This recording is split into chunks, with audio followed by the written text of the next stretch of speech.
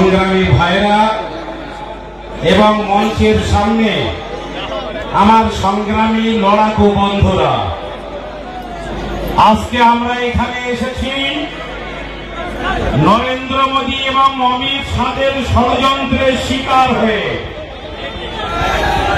কি সেই ষড়যন্ত্র? না, মসজিদের জায়গা কেড়ে নিতে হবে।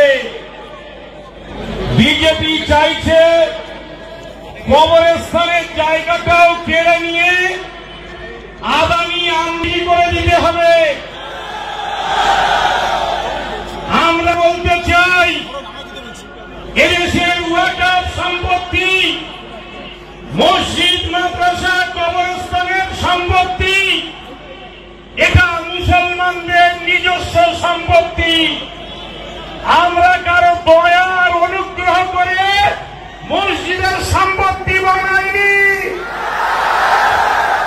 তাই আজকের মসজিদ, মাদ্রাসা, কবরস্থানের সম্পত্তি যত কালা কানুন পার্লামেন্টে বসে তোমরা ক্ষমতা দেখিয়ে, সংখ্যাগরিষ্ঠতা দেখিয়ে তৈরি করো না কেন, আমাদের সম্পত্তি তোমরা কিন্তু কেড়ে নিতে পারবে না।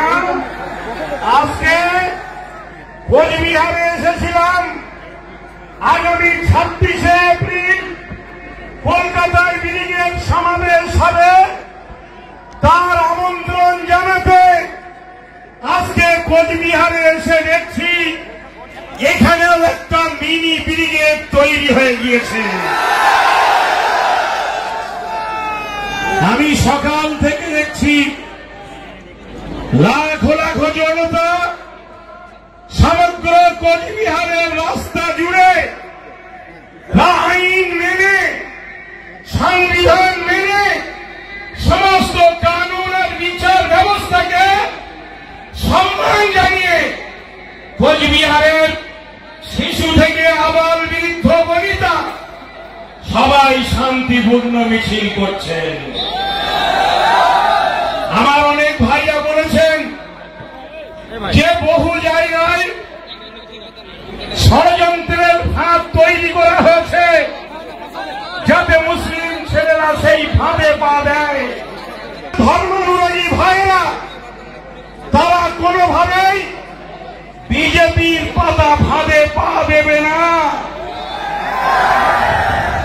আমার পূর্বে এক আইনজীবী ভাই বলছিলেন যে কোচবিহারের রাজা ছিলেন হিন্দু, তার প্রধান সেনাপতি ছিল মুসলমান। কিন্তু জেনে রাখবেন, কোচবিহারের রাজা হিন্দু ছিলেন, কিন্তু তিনি বিজেপি ছিলেন না। তাই হিন্দু আর মুসলমান একসাথে থাকতে কোনো সমস্যা তৈরি হয়নি। রাজারা হিন্দু ছিলেন।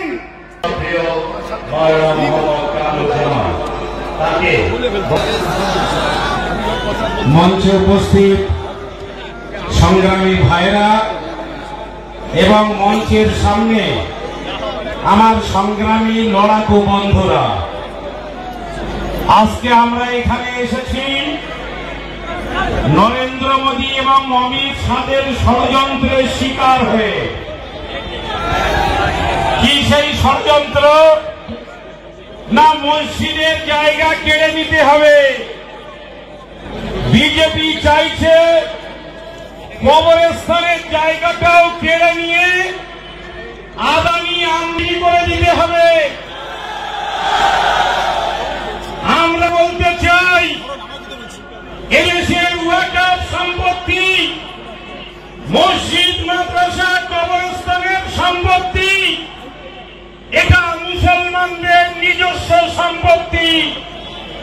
আমরা কারো দয়ার অনুগ্রহ করে মসজিদের সম্পত্তি বানাইনি।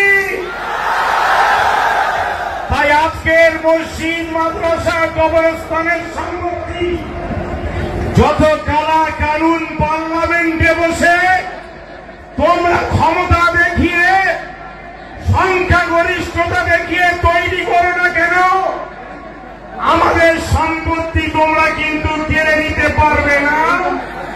আজকে কোচবিহারে এসেছিলাম, আগামী সিলেট সমাবেশ হবে তার আমন্ত্রণ জানাতে আজকে কোচবিহারে এসে দেখছি এখানেও একটা মিনি ব্রিগেড তৈরি হয়ে গিয়েছে। আমি সকাল থেকে দেখছি লাখো লাখো জনতা সমগ্র কোচবিহারের রাস্তা জুড়ে আইন মেনে সংবিধান মেনে সমস্ত কানুন আর বিচার ব্যবস্থাকে সম্মান জানিয়ে কোচবিহারের শিশু থেকে আবাল বৃদ্ধ বনিতা সবাই শান্তিপূর্ণ মিছিল করছেন। আমার অনেক ভাইরা বলেছেন যে বহু জায়গায় ষড়যন্ত্রের ফাঁদ তৈরি করা হয়েছে যাতে মুসলিম ছেলেরা সেই ফাঁদে পা দেয়। ধর্মানুরাগী ভাইরা তারা কোনোভাবেই বিজেপির পাতা ফাঁদে পা দেবে না।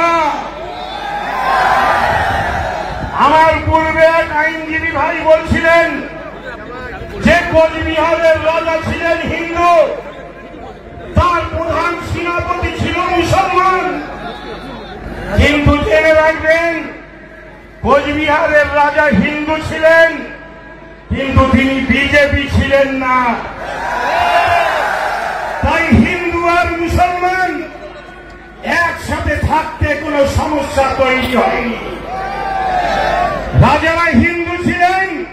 মুসলিম পার্সোনাল ল বোর্ডের সদস্য কলকাতা রাজপথ কাঁপানো ছেলে মাওলানা মোহাম্মদ কামরুজ্জামান সাহেব, আমরা ইউনাইটেড মিল্লাত মঞ্চের পক্ষ থেকে এবং কুচবিহার জেলার সমস্ত ভাইদের পক্ষ থেকে কামরুজ্জামান সাহেবকে স্বাগত জানাই, অভিনন্দন জানাই, অভিবাদন জানাই এবং মোবারকবাদ জ্ঞাপন করছি। প্রিয় ভাইরা, আপনারা বসুন, ধৈর্য রাখুন। আল্লাহর জমি রক্ষা করতে এসেছি, ফয়সালা আল্লাহ করবে। ওরা জানে না ওরা কোথায় হাত দিয়েছে। এই আন্দোলন ধর্মীয় আন্দোলন নয়, এই আন্দোলন ভারতবর্ষের সংবিধান রক্ষার আন্দোলন, দেশের গৌরব ঐতিহ্য রক্ষার আন্দোলন। সম্মিলিতভাবে করা হবে ইনশাআল্লাহ।